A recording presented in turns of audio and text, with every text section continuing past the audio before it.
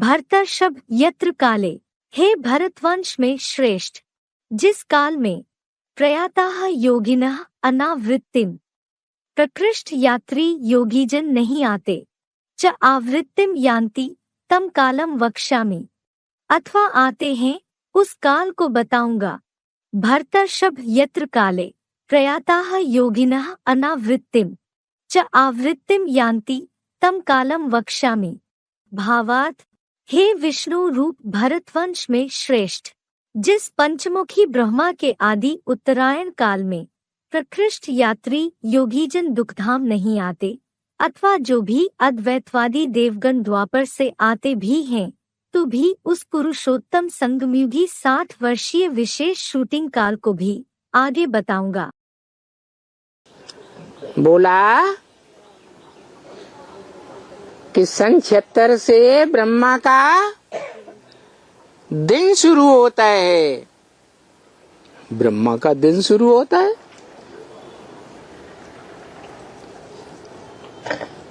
ब्रह्मा तो 18 जनवरी 69 को शरीर छोड़ दिया।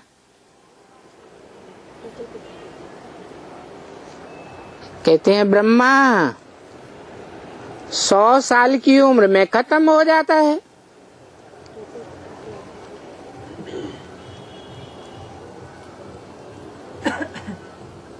ब्रह्मा दाढ़ी मूछ वाला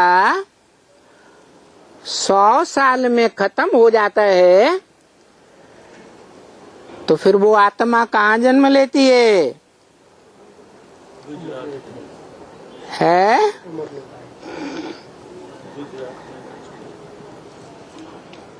बोला 1966 में ही बाबा ने विनाश की घोषणा के बारे में बोल दिया था। पहले ब्रह्मा कुमारी आश्रम में बड़े बड़े बोर्ड टांगे जाते थे, श्री कृष्ण का चित्र दिखाते थे, हाथ में तीरी पर बहिष्ठ लेकर के आया है, स्वर्ग लेकर के आया है और लात मार रहा है नरक को।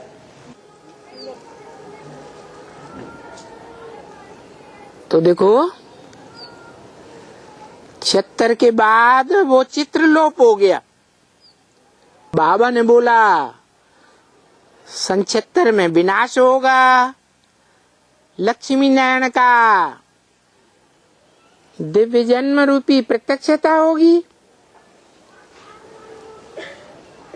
जैसे बच्चा बाहर आता है, प्रत्यक्ष होता है दुनिया में, तो जन्म ही तो कहा जाता है।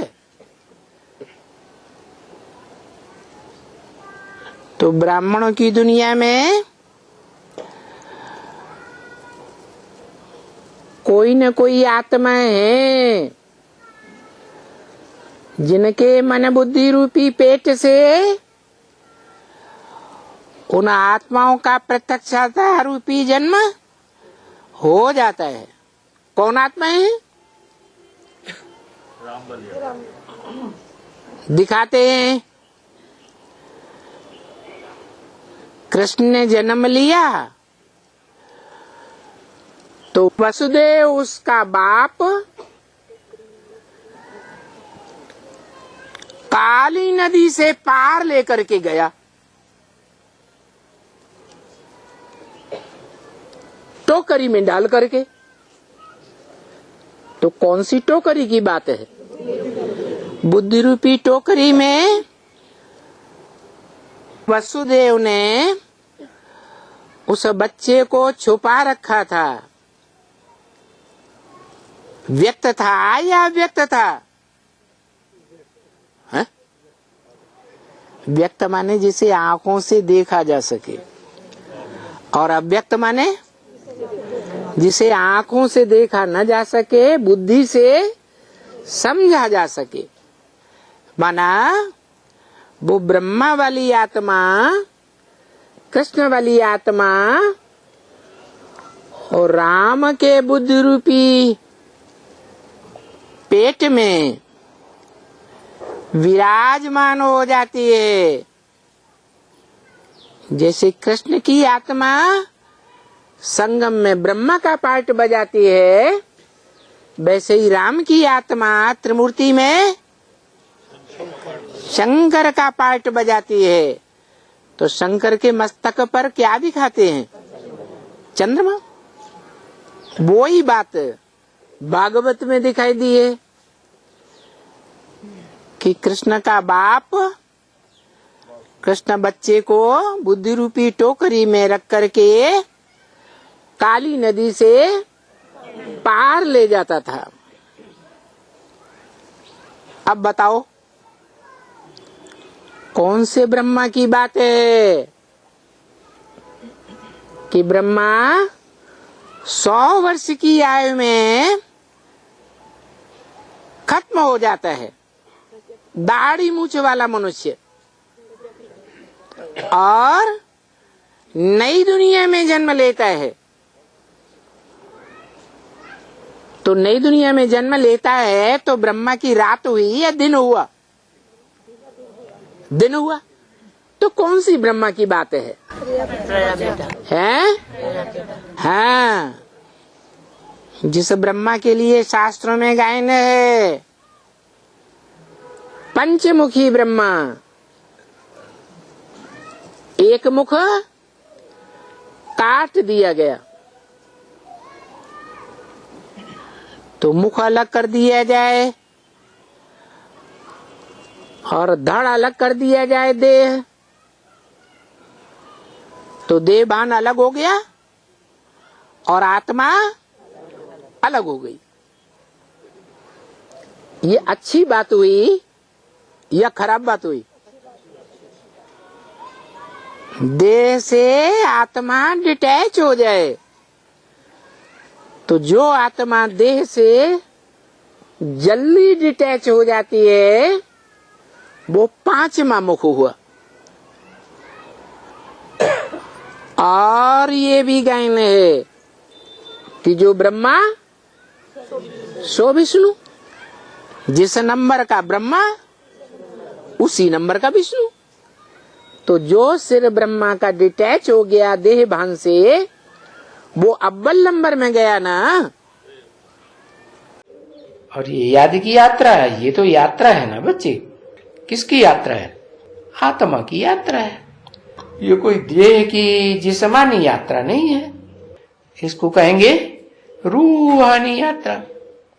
तो तुम्हारे जो गीत है ना, है क्या गीत है? रात की राही थक मत जाना।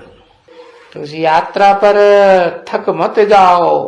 है वो थक जाते हैं यात्रा करते करते, तो आंखें बंद हो जाती, होते ही नहीं। कोई की ज्यादा, कोई की कम। थक तो गए ना, तो लंबा टाइम हो गया है यात्रा करते करते, लंबा टाइम हो गया, थक गए। थक मत जाओ, है ये भूलो मत। क्या नहीं भूलो, है ये कोई जिस्मानी यात्रा नहीं है, ये तो रूहानी यात्रा है। खड़े नहीं हो जाओ, है क्योंकि जानते हो इस याद की यात्रा से ही बेड़ा पार है। बेड़ा पार है? कौन सा बेड़ा है? हाँ, कौन सा बेड़ा पार है?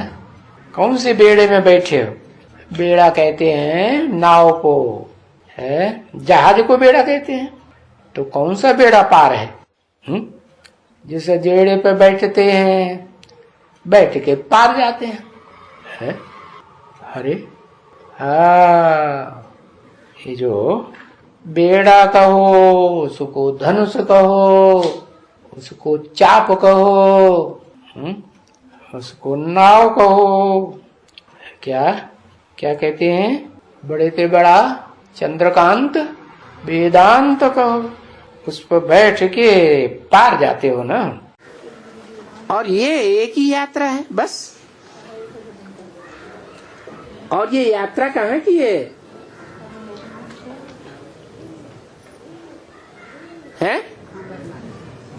अमरलोक की।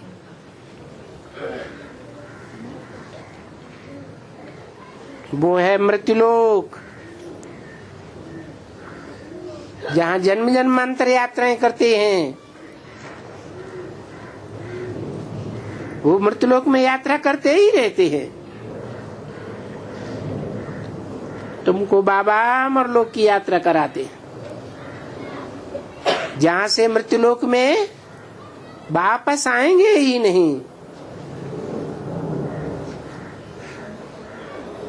क्या बोला है? यद गत्वा न निवर्तन्ते तद्धाम परमम मम। जहाँ जा करके इस दुख की दुनिया में वापस नहीं आते हैं, वो मेरा परम धाम है। दुख की दुनिया है, जन्मते भी दुख, रोते रोते,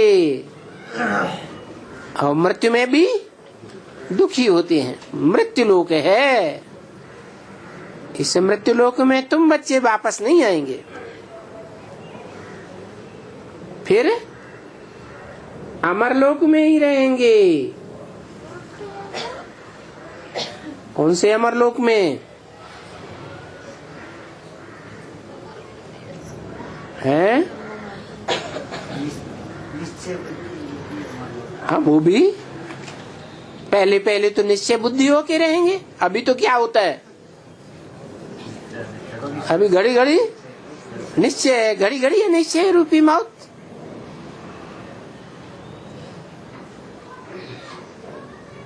तो जब 21वें जन्म में जावेंगे तो घड़ी घड़ी मौत नहीं होगी, फिर हम अमरलोक में ही रहेंगे।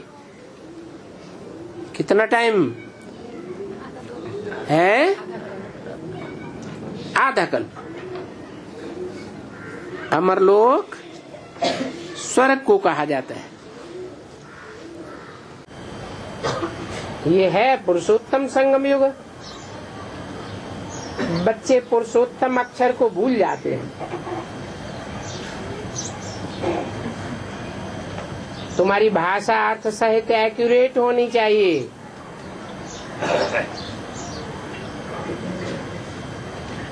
अगर पुरुषोत्तम ही नहीं तो पुरुषोत्तम संगम युग कैसे होगा?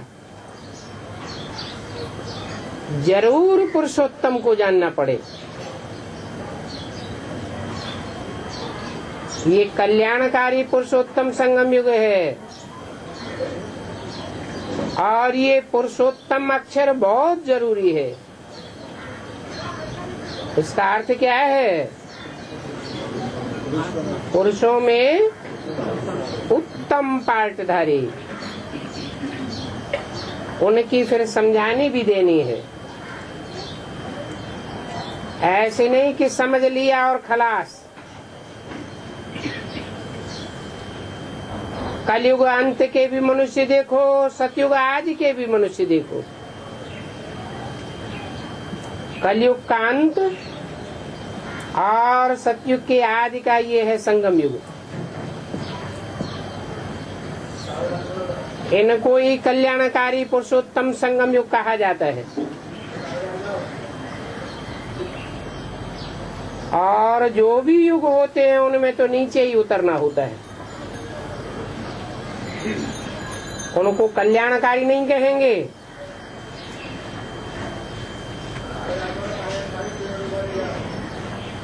दिन प्रतिदिन उतरते ही रहते हैं।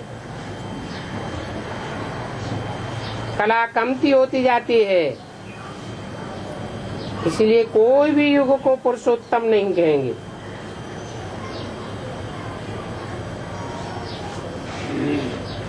तो पुरुषोत्तम युग कब से कहें?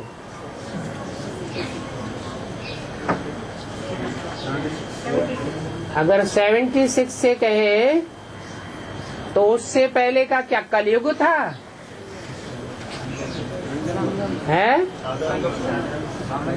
जैसे और सामान्य संगम युग होते हैं, सतयुग त्रेता का, त्रेता द्वापर का, द्वापर कलयुग का संगम तो होता है ना। ऐसे ही सन 36 से भल भगवान बाप आया, परंतु पुरुषोत्तम को किसी ने प्रैक्टिकल में, साकार में जाना नहीं। तो बच्चे पुरुषोत्तम अक्षर भूल जाते हैं। ये पुरुषोत्तम अक्षर बहुत जरूरी है।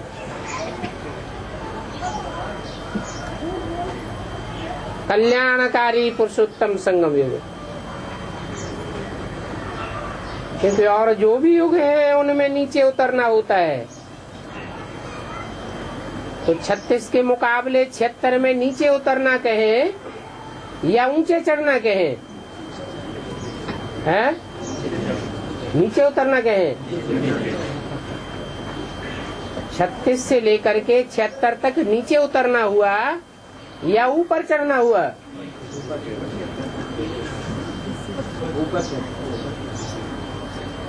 कुछ कह रहे हैं नीचे उतरना हुआ, कुछ कह रहे हैं ऊपर चढ़ना हुआ है? हाँ, 76 में जो भी आत्माएं 76 से